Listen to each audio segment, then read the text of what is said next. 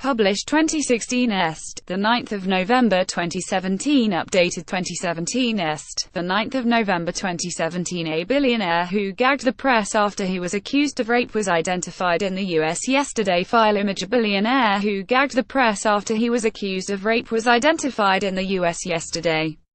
The entrepreneur launched an extraordinary legal claim in America, saying he was the victim of an orchestrated smear campaign which had falsely alleged he had paid money to settle a claim for UAL assault in London. The man's lawyers issued a statement confirming he was arrested on suspicion of the attack, but the court injunction issued in Britain meant he still could not be named by the press, despite effectively identifying himself.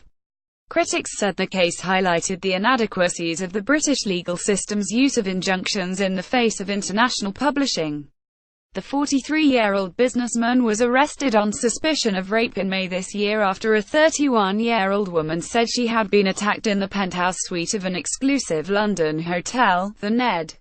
A month later he went to the High Court and successfully argued for an injunction, banning the media in England and Wales from naming him as a rape suspect. The banning order, which reportedly cost him £100,000 in lawyers' fees, was made against the Sun newspaper but effectively meant no media outlet in this country could name him. A few weeks later, the City of London police said the investigation had been dropped and the entrepreneur from San Francisco would face no further action. But earlier this week, the man filed a legal claim in a court in California against a public relations firm in the U.S., saying the company had spread lies about him, including rumors he had paid money to settle a UAL assault claim in London. The firm also claimed he was a Russian government agent and a friend of Russian President Vladimir Putin, he said, and that he had an incident with a prostitute in Europe. The company, defined as Public Affairs, has denied the claims and said he was delusional. The claims and counterclaims were widely reported in the US yesterday, and the man's identity was reported. But the wide-ranging High Court injunction meant he still cannot be named in Britain, the latest in a series of such cases in which the wealthy and powerful have used injunctions to stop them being identified in this country. Media law expert Jeffrey Robertson QC said the situation was absurd and called for the injunction to be lifted.